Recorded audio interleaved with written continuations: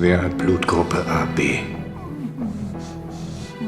What if I told you some of the greatest films of the 21st century weren't made in Hollywood, but in Asia? While the West focused on blockbusters, Asia was quietly delivering some of the most powerful, genre-defining stories in modern cinema. Welcome to Cineflix, and today we're counting down our picks for the best Asian movie of each year, from 2000 to 2010. For this list, we're spotlighting the most iconic films from across Asia that defined their year, whether through critical acclaim, box office success, or cultural impact.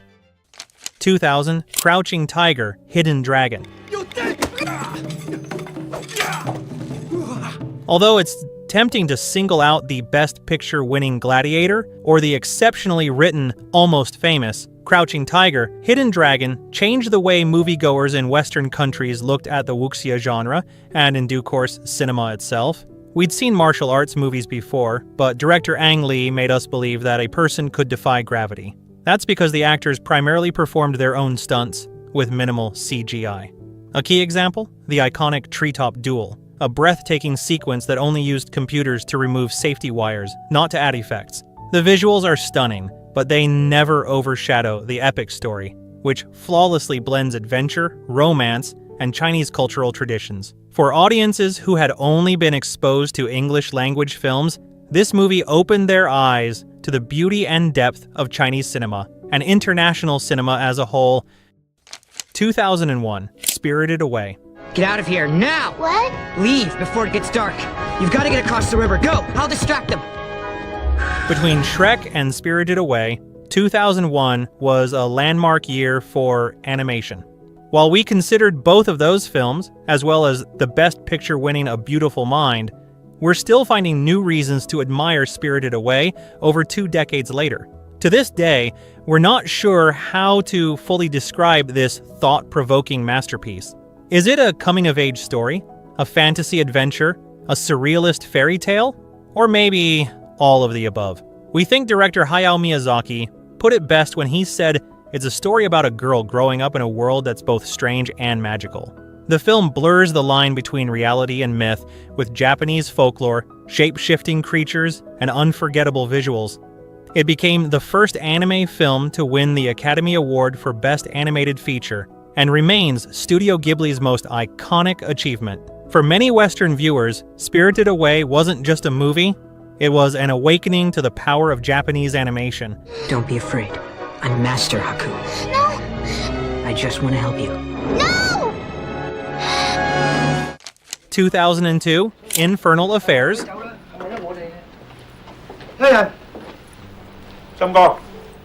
Before The Departed took home Oscar Gold, there was Infernal Affairs, the original undercover thriller that helped redefine modern Hong Kong cinema. In a year that gave us Catch Me If You Can and Gangs of New York, this high-stakes cat-and-mouse game stood out for its tight pacing, sharp writing, and psychological complexity. The plot centers on 2 men living double lives, a cop embedded in the triads, and a gangster embedded in the police. As each gets closer to uncovering the other's identity, the line between loyalty and betrayal starts to blur. With sleek direction, a haunting score, and standout performances from Andy Lau and Tony Leung, Infernal Affairs proved that Hong Kong cinema could do tension as well as, or better than, Hollywood. It became such a sensation that it inspired Martin Scorsese's remake, but even then nothing quite matches the raw suspense of the original. 2003, Oldboy. 2003 gave us the conclusion to The Lord of the Rings, an animated fish adventure in Finding Nemo, and Lost in Translation's Quiet Poetry. But no film that year hit harder or dug deeper than Oldboy. Directed by Park Chan-wook, this twisted revenge thriller follows a man mysteriously imprisoned for 15 years and then released without explanation. What unfolds is a shocking, psychologically brutal journey, where each answer only raises more disturbing questions. The film is as stylish as it is savage, with its now legendary one-take hallway hammer fight, a haunting score, and a gut-punch twist that leaves audiences stunned into silence. Oldboy wasn't just a cult classic, it was a wake-up call to the global film world that South Korea had arrived, and it was playing by its own rules. Raw, operatic, and unforgettable, This film helped launch the Korean New Wave into international cinema history.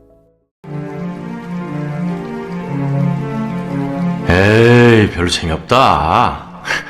그냥요, 하던 얘기나 마저 하죠. 들어봐요. 내 얘긴 되게 재밌어. 2004, House of Flying Daggers.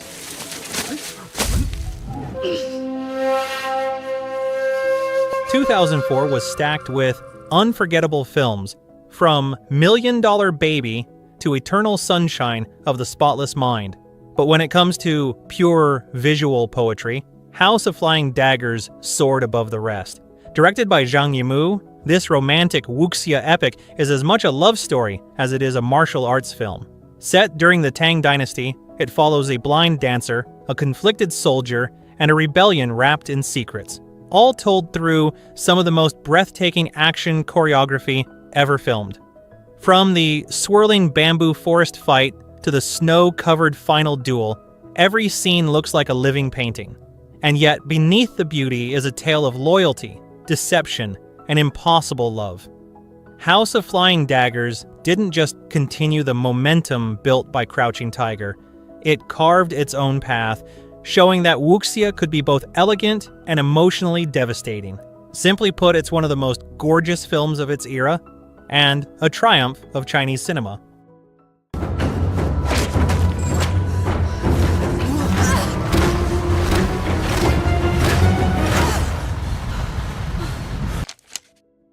(2005) Sympathy for Lady Vengeance. 금자, 너무너무 위대한 작전을 준비 중이거든. 도와줄 수 있지? 2005 delivered powerful dramas like Brokeback Mountain and Capote, but South Korea had something far more chilling and strangely beautiful in Sympathy for Lady Vengeance. The final chapter in Park Chan-wook's acclaimed Vengeance trilogy, this film follows a woman released from prison after serving 13 years for a crime she didn't commit. But she's not looking for forgiveness, she's looking for revenge. Unlike its predecessor Old Boy, which was raw and ferocious, Lady Vengeance is more restrained, poetic, and even. Its haunting use of color, ethereal music, and slow-building tension creates a tone that feels like a tragic fairy tale dipped in blood. The film challenges viewers to consider justice, morality, and what happens when the line between victim and villain begins to blur. With a stunning performance by Lee Young-e, Sympathy for Lady Vengeance cemented Park Chan-wook's status as one of the boldest voices in modern cinema, and delivered one of the decade's most unforgettable finales.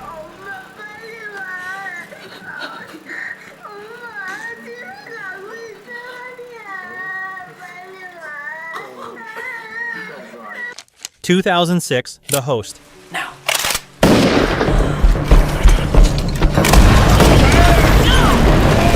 In a year dominated by The Departed and Pan's Labyrinth, South Korea gave us a monster movie that was so much more than a monster movie. Directed by Bong Joon-ho, The Host begins like your typical creature feature, with a mutated beast rising from Seoul's Han River. But what follows is a genre-defying roller coaster that mixes horror, satire, family drama, and biting political commentary.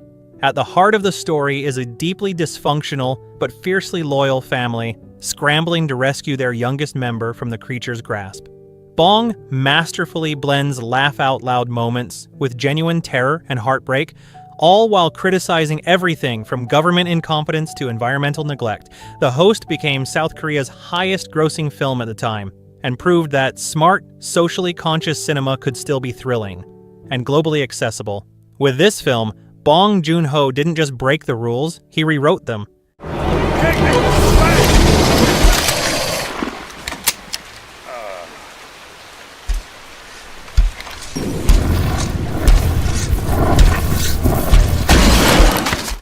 (2007) Lust, Caution.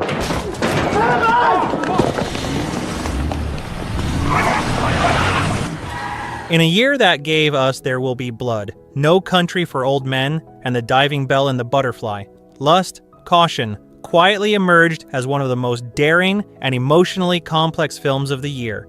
Directed by Ang Lee, this espionage thriller is set in Japanese-occupied Shanghai during World War II, where a young woman is recruited to seduce and assassinate a powerful political figure. But what begins as a mission rooted in loyalty turns into a dangerous web of passion, identity, and betrayal.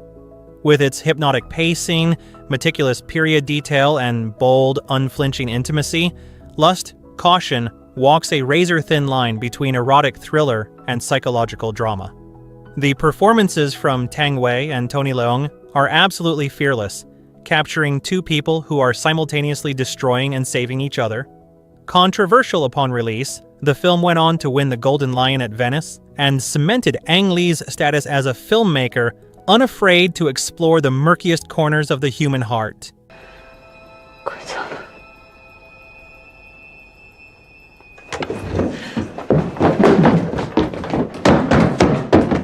2008 departures. 2008 was filled with heavy hitters like The Dark Knight, Slumdog Millionaire, and WALL-E.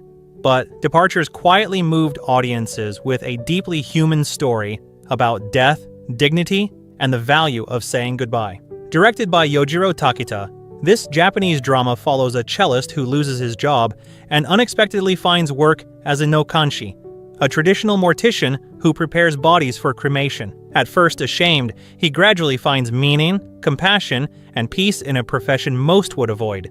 The film blends gentle humor with quiet beauty, exploring themes of life, loss, and the emotional distance we place between ourselves and death.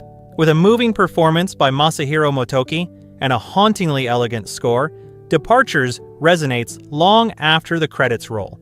It won the Academy Award for Best Foreign Language Film and helped introduce international audiences to the graceful, introspective power of Japanese storytelling. 2009 Mother. 살인사건이 얼마만이야? In a year where The Hurt Locker, Avatar, and Inglourious Basterds dominated headlines, Bong Joon-ho released a film that was smaller in scale but every bit as gripping. Mother tells the story of a quiet, mentally challenged young man accused of murder and his fiercely devoted mother who will stop at nothing to prove his innocence. But as she digs deeper, what she finds begins to blur the line between truth and protection. Anchored by a mesmerizing performance from Kim Hye-ja, the film is part mystery, part character study, and part moral dilemma. Bong weaves it all together with his signature tone, mixing suspense, dark humor, and sudden bursts of violence. With haunting cinematography and a slow-burning tension that refuses to let go, Mother is one of Bong's most emotionally devastating and psychologically complex works. It didn't win Oscars, but it won something else, a spot among the most underrated masterpieces of 21st century cinema.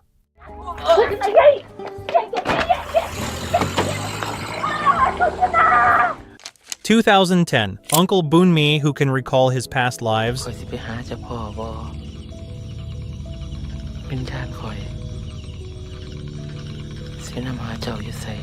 in a year where Inception bent minds and The Social Network captured a generation, Thai cinema delivered something far more meditative and quietly transcendent. Directed by Apachatpong Weerasethakul, Uncle Boonmi, who can recall his past lives, isn't just a film, it's a spiritual experience. Centered on a dying man reflecting on his life, the story unfolds with ghosts, jungle spirits, and reincarnations, all treated with the same calm reverence as a family reunion.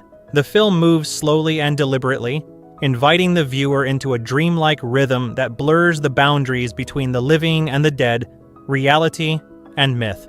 Winner of the Palme d'Or at Cannes, it marked a major moment for Southeast Asian cinema on the world stage. It's not for everyone, but for those willing to surrender to its quiet magic, Uncle Boonmi offers a profound meditation on memory, mortality, and the mysteries that surround us. Enjoyed our picks? Be sure to check out our recent video from Cineflix, and don't forget to subscribe and click the notification bell to stay updated with all our latest releases.